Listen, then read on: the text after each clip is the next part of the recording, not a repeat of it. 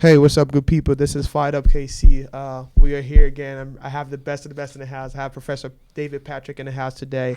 It's going to be a blast. I just want to let you guys know that before the show starts. So next 2 weeks, we're going to be having Ruby Jeans in the house. And then December 3rd, we're going to have the mayor in the house. So that's going to be a big one for us. But this is FiredUp KC. Welcome to the show, and I'm happy you guys are tuning in today. And I have Professor David Patrick today. He's actually, if you do not know, he's actually my marketing professor. So I might get extra credit from this. I'm not sure yet. I'm not sure yet. But hey, this is FiredUp KC, and I have Professor David Patrick here with me today. Professor David Patrick, let him know who is David Patrick. Let him know who is David Patrick. What is your story? How have you come this far? Well, right now I'm wearing several hats. Okay. I teach at UMKC in the block school. All right. I teach business strategy. I teach marketing, and I teach entrepreneurship. Okay. And so that's a lot of fun. Yes. During the day, I wear two hats also. Okay. I'm the founder of High Performance Marketing Boot Camps, right, where we do boot camps several times a year to help CEOs and executive teams with their marketing, help them get better. Okay. But day to day, I'm the president of WizeWebz, yes, WizeWebz, WizeWebz. Yes. And WizeWebz is a digital marketing and technology firm. Okay. And we help clients kind of intersect marketing and technology to solve problems. And we're kind of we are a growth consultancy. And so we partner with clients to really help them with their growth strategies. All right. Okay. And that's really exciting. Yes. So I've been with the company three and a half years, and I think you had the founder on. Yes, I had Miss Terry Jordan here last. I think when we started off. Yes. Yeah. It was a great show. She and I have partnered for 3.5 years, and just gotten a great roster of clients, solving research problems, marketing problems, yes, sales channel problems. Exactly. Yes. So and obviously building websites. That's very exciting. Yes. So yeah, I mean, I think she came here. I think it was about maybe a couple of months ago, and she was amazing. Her story is fantastic, phenomenal. If you haven't seen that episode, go and see it. Terry Jordan, fantastic lady. I actually went to office one time, and she gave me a whole business plan. I was like, dang, I didn't know there was a whole bunch of steps to actually be this, but that actually works. But that being said, you've been in the marketing industry for about 30 years now. Can I let people know who is David Patrick when it comes to how did you start in that sector? What inspired you to do what you do? What is your story? Let people know. Well, I was very lucky to have 3 internships in college. I went to a university that required every student, no matter what your major, to have 3 internships. Okay. And so at the time, I wanted to be a golf pro. I was a strong golfer in high school. Okay. I played college golf, Division I, and was kind of headed towards playing golf as a golf pro, hopefully. Okay. During one of my internships, I was working at a golf club, and the golf pro there made most of his money in his golf shop, his retail store. Okay. And a lot of the golf discount shops were coming on at the same time, and I saw how he was effectively competing with them. Yes. And I was really amazed at how even though someone sold something cheaper down the street, they would buy from him because he was just a better marketing person. Yes. And so I started taking more retailing classes in college. I got my degree in marketing, started my career at Procter & Gamble, which is one of the strongest marketing companies out there. Okay. And I just started learning about marketing first through sales, and then I got into the advertising agency business, and then spent about 25 years working on different ad accounts. Yes. I've had about 15 ads on the Super Bowl. That's been really fun. Wow, okay. And so just kind of, I worked on McDonald's, Burger King, General Motors, Sprint, yes, Toys R Us, Miller Lite. So just got to work on a lot of really big brands with a lot of big ad budgets. So that was fun. And then I got my MBA, and I wanted to be a chief marketing officer. So I came to Kansas City, got my first chief marketing officer job at Beauty Brands here in Kansas City. They had 15 stores at the time, and I got to help them grow to about 55 stores. So that was a lot of fun. Wow. And so that was really exciting. And that was a new company that was growing quickly. Yes. Wow. And they had a brand new concept, and customers just loved them, and they were a very, very strong company, loved their customers as well. And then I joined a 100-year-old company, Westlake Ace Hardware, that had 90 stores. And they were in the bit of a turnaround. A private equity firm had bought them. Yes. And so that was exciting, kind of working on that kind of rebranding, if you will. Exactly. And then after Westlake, I started my own marketing consulting company. And I was helping primarily CEOs and executive teams that were just really frustrated with their marketing. They didn't see marketing driving their sales. And so that was really exciting, and I did that. Then became a chief operating officer of an ad agency here in town, 2 West. And then when that was sold, started my consulting firm again. And then I met up with Terry Jordan and joined WizeWebz. Yes. So wow. that's kind of what I've been doing. Wow. You have a long resume. I mean, you talk about this in class all the time, but I mean, just being able to be and I think that's another good thing about, being at UMKC, having professors who are actually doing stuff outside, right? Where it's not people who don't even know about the market industry. Because you actually, what you teach is what you actually do. It's not something you read in a textbook. You are marketing.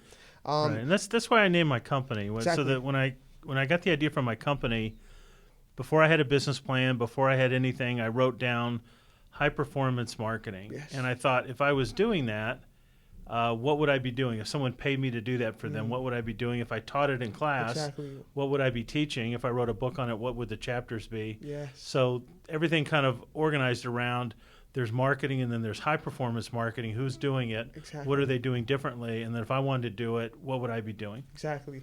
I kind of want you to touch upon this too, because when I think of marketing, I'm thinking of having that creativity of being able to understand the market too much.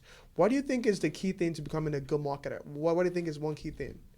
So the first thing is understanding really who you are. Exactly. Okay. Any clients I've ever worked with, I kind of start with 3 questions. Who are you? What do you sell? Why should you buy from me? And going back to the golf shop example, here was a golf pro that had a little, 400-foot golf shop. Yes. And within less than a mile, you could get everything that he sold in his store for less money. Wow. But he was really successful. Yes. And he was successful because he knew why people would buy from him. Exactly. And he did a lot of things that allowed him to be successful, yes, even though someone else beat him on price. And I just watched that. Yes. And I thought, wow, that's really impressive. And so wow, as I've gone on through my career, if companies or CEOs or executive teams can really answer the question, why should someone buy from me, then the marketing actually becomes easy. Yes. If they can't answer that, it's really hard for the marketing to answer that question if they don't know what it is. Exactly. I mean, I kind of like that too. I think I heard this from somewhere, but I don't know how good it is. Just agree with me or disagree. Just tell me what I'm wrong. But it says that reducing the price of your product is never the best solution. If you're reducing the price, that means something is going on. Yeah, I think that there's a few things you can look at. So yes, one is if I joined a company, yes, and they said, they discounted occasionally, I would ask the CEO or the CFO, out of all the products you sell across the course of the year and all the sales that you make, what % of those did you get at full price? And if the answer is like less than 50% or less than 80%, well then something's wrong, yes, right? Why aren't they selling at full price? Yes. Then their pricing strategy doesn't make sense, Exactly. and then maybe people have to be bribed in order to buy from them. Yes, yes. And a lot of people that don't understand marketing or don't understand their customer, they always start with price.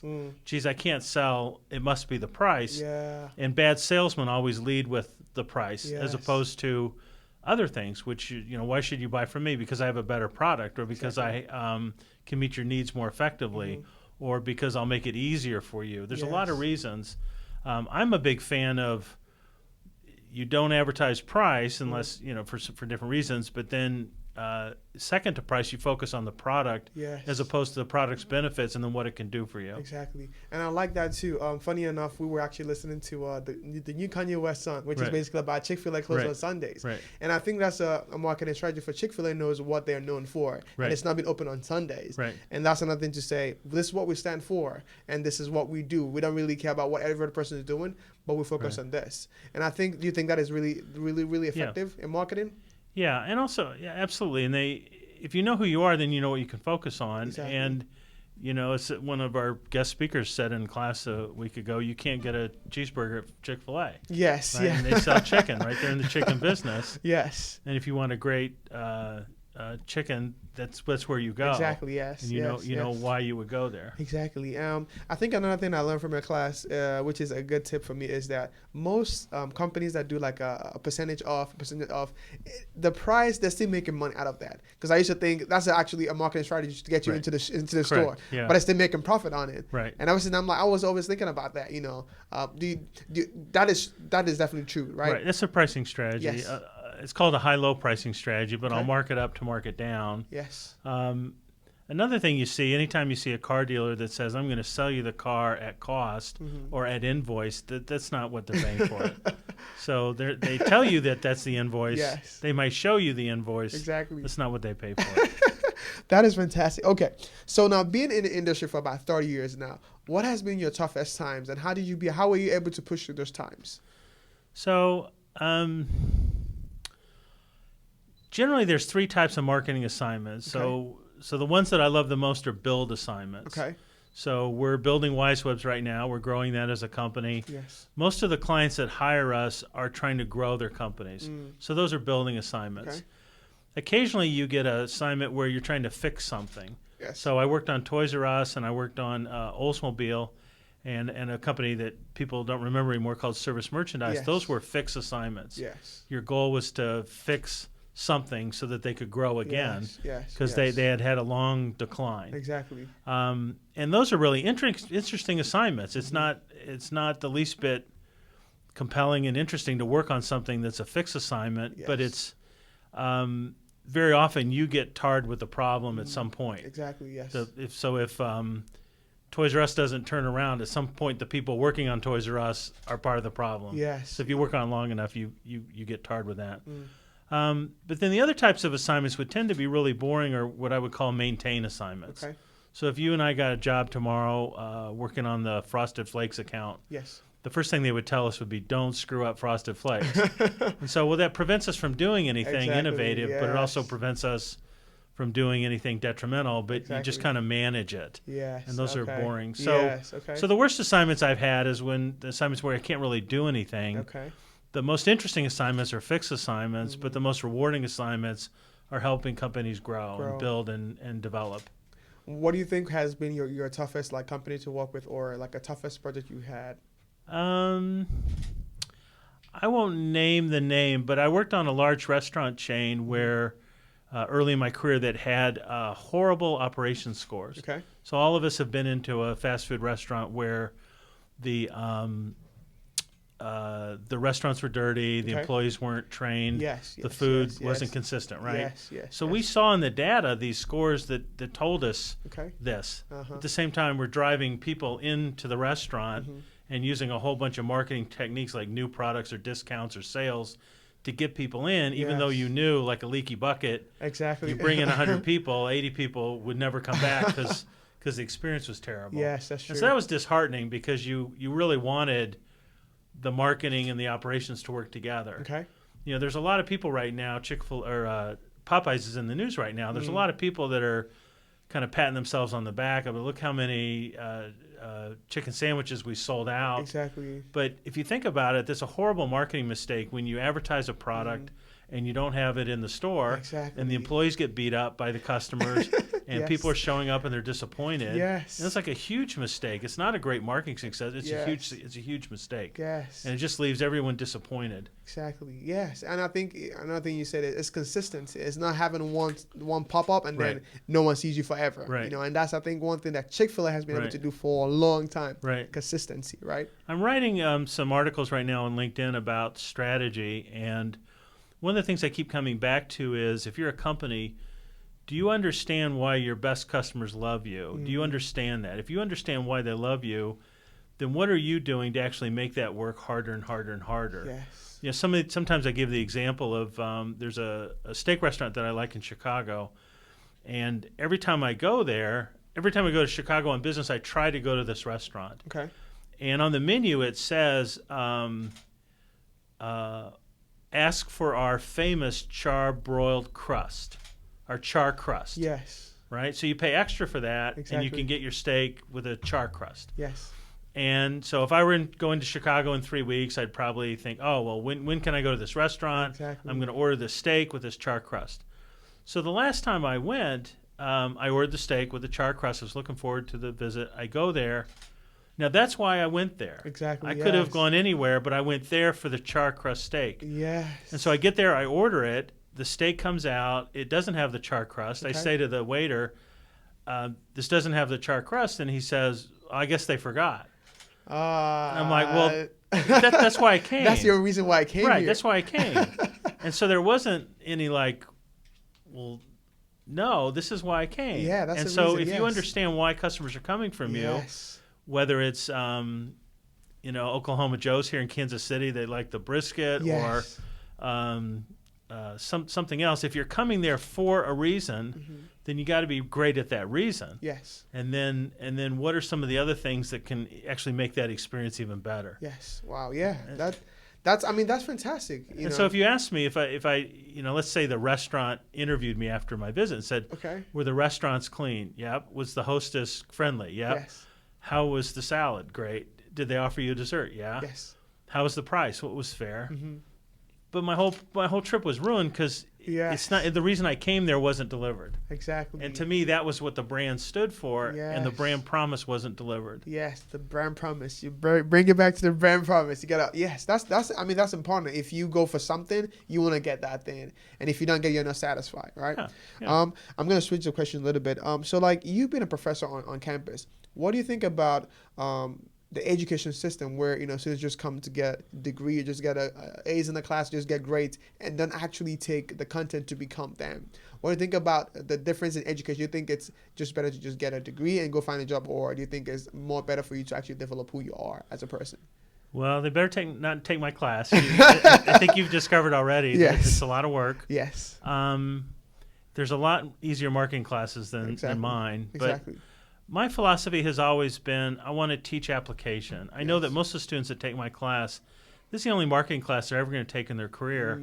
And at some point, they're going to be owning their own company. They're going to be a senior executive. They're going to need marketing, and they're not going to really understand it. Yes. So if they can leave my class and they understand how to write a basic marketing plan, they know how to evaluate marketing, they know what a brand is, they know what marketing is supposed to do. Yes. Then all of a sudden, 20 years from now, they're not hiring me to fix a bunch of things because they're just thinking about it the wrong way. Yes, yes. A lot of executive teams either want marketing to be magical, which it's not, No. or they want marketing to just pitch the deal, which is detrimental to them. Yes. If all the marketing is doing is communicating, 60% off. I used to have, for a while in my classes, I would jokingly, but it was true, I would ask every Monday, especially in my MBA classes, I said, how many people went to JCPenney this weekend? And no one would raise their hand. Yes. I said, but they put an insert out on Sunday that said 80% off everything in the store. So if everything in the store was 80% off and you still didn't go, how much do they have to bribe you before you're going to go? Right? And it was obviously a metaphor, but it was the fact that the merchandise wasn't right. Exactly. The presentation wasn't right. Exactly. The offer wasn't compelling, and therefore, no matter what the discount, it's like no one wanted to go. Exactly. It's not where they wanted to shop. So if I don't want to shop there, the deal's irrelevant. Yes. Yes. So why don't you make the store relevant, and then you don't have to discount? Yes. That is important because a lot of people are thinking it's discount. But if I don't even know about a discount and I don't even care about your product, I won't even show up in the first place, So going back to your question, I don't need to teach you marketing terms. Okay. You don't need to memorize, like your biology class, the 300 marketing terms. Yes. You don't need to know that. But can you think about the difference between a brand and a product? Can you understand that the pricing strategy, the marketing strategy, the sales strategy, the operations strategy, and the financial strategy of the company has to be in alignment? Because if it's not, you're just going to waste money. Yes. You're going to waste a whole bunch of marketing dollars. Wow. That is on point. If you're starting a business, you need to listen to this. Okay. So what is you say basically your students, you want your students to have an experience where it's not just coming to class and taking a whole bunch of degrees. What has been the biggest project you've done so far, being in your career? What has been the best project you've done so far, the biggest company so far you've ever worked with? Actually, I've been at quite a few. I launched here's something that was really fun for me when I was in high school. I worked at McDonald's, and I got to work on the launch of the Quarter Pounder with Cheese. Oh, wow. So I was in Carlisle, Pennsylvania, and they put us all on a bus, and we went to Harrisburg, and they had a big rally for all the employees and all the McDonald's in the middle of Pennsylvania, and they taught us about the Quarter Pounder with Cheese. And then, so we got to launch that, and then probably 30 years later in my career, I got to launch the McChicken sandwich in Denmark. And so that was fun. Wow. Okay, that's huge. Yeah, that is huge. So that was fun. But everything in between, I got to launch 5 new cars for Oldsmobile. Okay. Me and like 300 other people. But that was really exciting. Yes. And I got to At the time, I got to work on the most successful McDonald's Superbowl commercial ever. Yes. So that was really fun. Wow. And along the way, just kind of new campaigns for new products. And so Yes, it's yes. lots of fun there. Okay. Right now at WizeWebz, we worked on a company that is creating product innovation, and they're creating new sales strategies. Okay. Actually, several companies, and both of them are international companies, and they came to us, very experienced senior people, wanting Okay. us to help them get into new sales channels. So Yes. that's really exciting. Okay. So let me ask you this, because being in the industry for about 30 years, you probably had some tough times and some good times. What do you think about failure? Well, what have you learned so far being in that industry for so far? And how many times, like, you've been through your failures, what have you learned from failure? That's a good question. I think that companies fail for different reasons. We had a speaker in our class last night that said companies actually fail very slowly. Okay. If you think about Sears and J.C. Penney's, Yes. they're obviously failing, Yes. but they're failing very, very, very slowly over decades. Okay. And so I've worked on brands like that. I've worked on brands that have tried to turn around, but the thing that I've seen very clearly is the company that is struggling or failing, they have lost their relevancy to customers. Okay. Okay. Right? So if I ask in our class, how many people think Uber's a great company or Tesla, there'd be a lot of hands being raised. True. Even though both companies aren't making money. True. and they don't have any money in sight for a long time. Yeah. And they may never be profitable. Okay. But yet Yes. they meet a need Exactly. that's very relevant to people, but they've got to get, obviously, the business model straight. The most exciting companies I've worked on are those that believe in marketing. They believe marketing can drive their business. Okay. So it's very exciting for me I spent about 15 years on McDonald's, and McDonald's gets up every day and they believe marketing can drive people into their restaurants. And so they spend money behind it, they believe in it, they commit to it. You see them spend it, and if you're part of the marketing team, you feel like, wow, Yes. they're really committed to marketing. Exactly. It's very frustrating when you work on a company where they don't believe in marketing. Marketing is an expense that should be minimized. Yes. And yet that company's having trouble with sales, and they're having trouble getting customers, but they actually don't see marketing as part of the solution to get more business or get more customers. Exactly. And so if you have a marketing point of view in those companies, you're always at odds. Yes. Because you're trying to say, oh, I think this is important, but they don't. And so you're always just against the grain. Yes. I mean, I know you're on social media, a little bit on social media.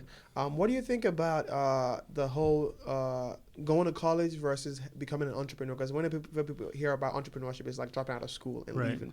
What do you think about that concept of being in college versus actually doing entrepreneurship? Right. Do you think they go together, or sometimes you got to drop and do what you want to do?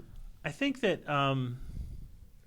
for most people, I think your 20s are a period of discovery Okay. and figuring out what you want to do, figuring out who you are. Exactly.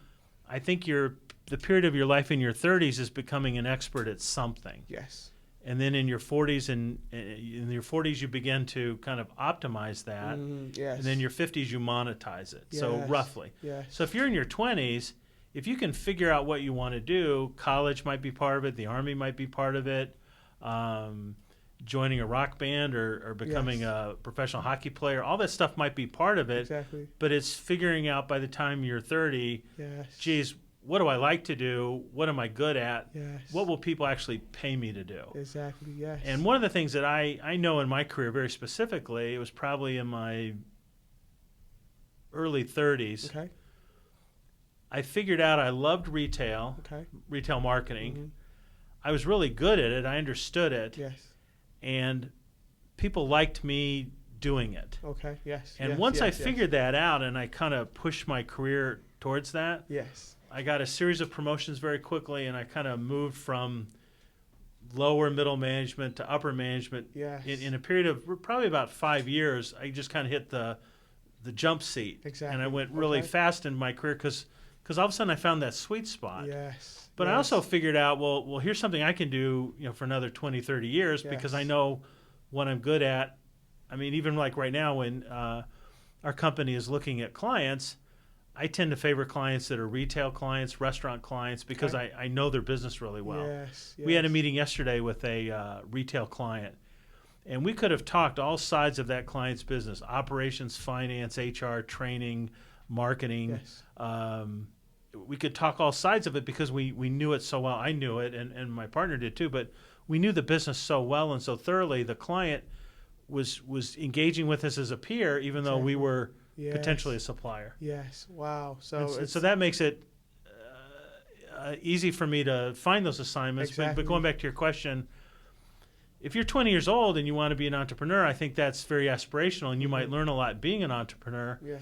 But you may not have had enough experiences to know that being an entrepreneur as a CPA Yes. is different than being an entrepreneur as owning a dry cleaners or creating a technology company. Exactly. Yes. Those are different spectrums of being an entrepreneur. I mean, I think if you ask almost everyone, they will tell you when they got out of college versus when they went into college, they were very different people. Exactly. And part of it was just a range of experiences, and maybe finding a class. Almost all the classes you take in high school are kind of required. Yes, yes. But you get into college, and all of a sudden you're taking some electives, and you figure out, wow, I kind of like this a lot. Yes, exactly. Maybe I could. I mean, I've had a lot of students come up to me at the end of a term and say, wow, I didn't know this was marketing. Or if I had known this was marketing, wow, I'm thinking about a career in marketing. Exactly. Yes, yes, yes. What advice would you give a student out there who's trying to get into your field? What would you tell them to do who's trying to start up in marketing? So the first thing I would say is read. Okay. And if you read the Wall Street Journal, I've read. It's funny. I ran into someone. My wife ran into someone who knew me in college. Okay. And that person said to my wife, I want you to know your husband is the only one I met in college that read the New York Times and the Wall Street Journal every single day. Wow. And I've done that for my whole life. Wow. And part of it was I grew up in a house where my parents read a lot of newspapers, but in the Wall Street Journal and the New York Times, you see a lot of articles about marketing.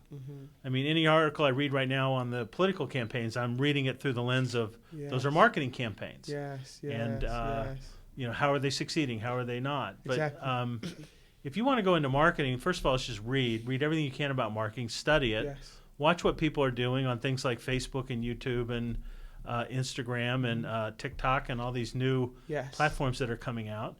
And then how are people monetizing it? I mean, there's a lot of people that are still in high school that are making money off the internet. I mean, how in the world are they doing that? Well, they're figuring out that they've got something that people want, either entertainment or knowledge or information. Yes. And then you can also take jobs in marketing, either in sales or in. I mean, a lot of people get their start in marketing and sales, and they just learn customers, listening to customers, talking to customers, understanding customer behavior. Exactly. Yes. I remember a gal worked for me when I was at Beauty Brand. She got her training at Victoria's Secrets, and I remember she told our team, I wasn't allowed on the sales floor every day when I reported to my shift until I talked to my boss. Wow. And my boss told me, here's our sales plan for today. I mean, just regardless of what you do in life, if you just know at age 15, 16, 18, 19, I'm not allowed on the sales floor unless I know what the sales plan is and I know what I'm supposed to do. I mean, that person's like 10 miles ahead of anyone else. Exactly. Yes. Yes. Wow. That is inspiration on its own. So, being in being a market industry, you've probably seen a lot of entrepreneurs, business people who are trying to start up a business. What is one thing you would tell someone out there today, someone like myself who's trying to start up a business of their own? How would you tell them to start, even in the marketing and branding? What would you tell them to do first before they go out and do what they want to do? So I've talked to a lot of entrepreneurs, and I teach entrepreneurship classes and workshops. Yes. I teach marketing workshops to entrepreneurs. And I've almost never met an entrepreneur that's a marketing person. Almost every entrepreneur is an operations person or an engineer or someone that has a talent of some kind or someone who has an invention. Very rarely is a marketing person an entrepreneur. Yes. But having said that, most everyone I met that I just described, they don't understand marketing and they don't get marketing. But all of a sudden one day they wake up and they realize someone in their company has to go get customers. Exactly. And because they don't have a bunch of people around, because they can't afford them, that falls on them. Yes. And so now they got to figure out, well, who am I going to call on? What am I going to say? How am I going to get people to buy from me? And that's very hard for them because their minds don't work like that. Exactly, yes. And oftentimes they get in a sales presentation, and what they do is they explain a lot, but they don't get the sale because they're explaining and they're not selling. Yes. And they're not working back from what does the customer want. They're explaining, hey, let me tell you how long it took me to build this product. Oh, my God, it's so complicated. You wouldn't believe how complicated this product is. And the person's like, it sounds risky to me, and they don't make the sale. Yes. And so they end up hiring, obviously, a marketing person usually. But oftentimes entrepreneurs, they fall in love with their product, as they should. Okay. One of the things that is probably a good tip is if you take the Kaufman Fast Track program, which is it's a program that helps people understand should they be an entrepreneur or not. Yes, yes. So if you've been kind of thinking about it, they have a Fast Track program, kind of helps you get to that decision. But the first thing they do is they say, hey, take your idea, whatever it is. So you want to bring a brand new steak restaurant to the plaza. Yes. That's your idea. Yes. You want to start at the best steak restaurant in the plaza. Okay. And so they say, hey, go around and ask people what they think of the idea. Before you spend any money, just go around and ask people. And all of a sudden someone will say, well, I think Ruth's Chris was on the plaza, wasn't it? They didn't last. Oh, wow. And what about this restaurant and this restaurant? All of a sudden they name like 12 high-end steak restaurants that didn't last. And now you're like, is this what you want to do? Yeah. Not to say that you can't, but you should know that. Exactly. Yes. Wow. Wow. That's mind-blowing. We are almost at the end of the show, but I want to ask you one more question. So what is one principle you've learned maybe from working or from someone else that you think would you want to tell the younger people, the younger generation, or someone out there that needs encouragement or motivation? What is one principle that you've learned from your experience that you think you want to let someone know today? So this sounds maybe cliche-ish, but it's amazing how much you can accomplish if you outwork someone else. I can tell you when I was in high school and I was in college, I was successful at golf just because I hit more golf balls than anyone else. Yes. And for me to tell you that I played 18 holes a day, and I practiced every day, the people around me at the time would have said, well, he's actually not telling you the truth. He probably played 36 on some days, and he hit balls, before school or after, whatever.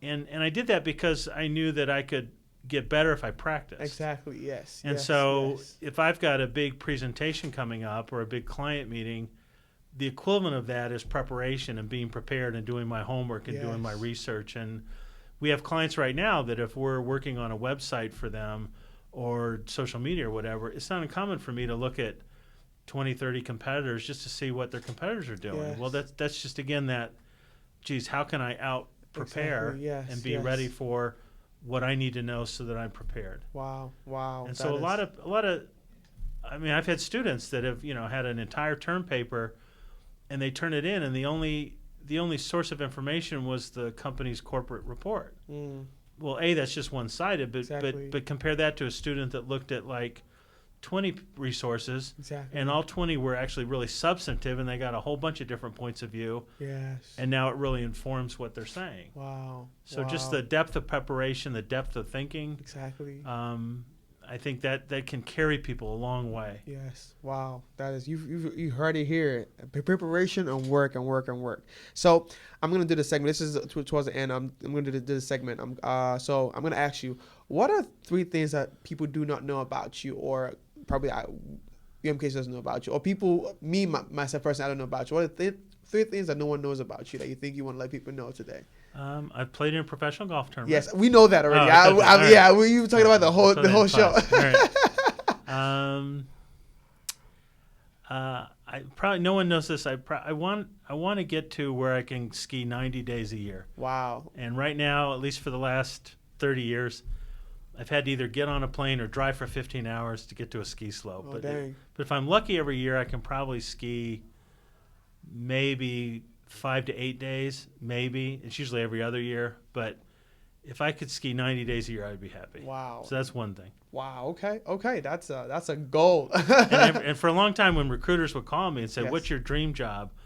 I would say, "I want to be the head of marketing at a ski slope, or ski resort." And then I would jokingly say, "Well, they probably never get to ski." And one time I was going up a ski lift, and I said to the person next to me, "What do you do?" She says, "Well, I head up marketing at this ski resort." And I told her the joke, what I just told you. And she said, "You're right. I never get to ski. This is my first ski day this year." Wow. Okay.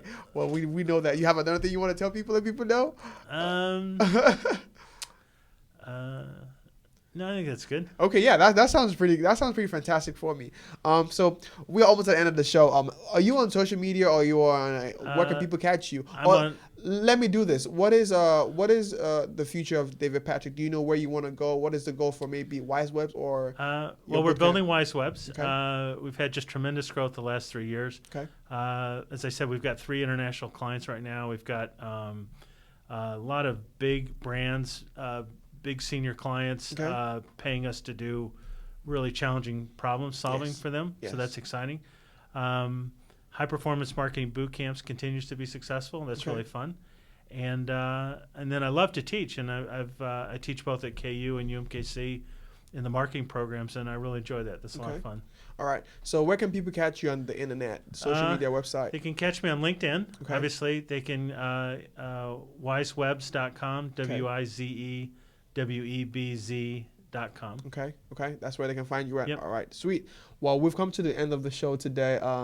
This is Professor David Patrick. If you guys need marketing ideas, marketing strategies, he is the man for you to guys reach out. On LinkedIn, it's David Patrick on LinkedIn, right? Uh-huh. And also, I want to say this. So on the 15th and 16th. So on the 15th, I'll be moderating the OHub KC event. So show up on the 15th. I'll be there moderating, and it's going to be awesome. OHub KC, go to Instagram and find them on Instagram. And also, I'll be hosting on the 16th. I'll be hosting the African Student Association event on campus here. I think it's at 7 p.m. So show up and have fun. It's going to be a whole different thing. So, hey. Thank you for tuning in today. It's FiredUp KC, and this is the place where you get all the purpose in. And I hope you are pursuing your purpose and also pursuing your passion. I'll see you guys next week, but for now, bye-bye. Awesome. Hey, you guys, I'm Mel, so make sure you keep watching on FiredUp KC. And I'm Reagan. Make sure you subscribe.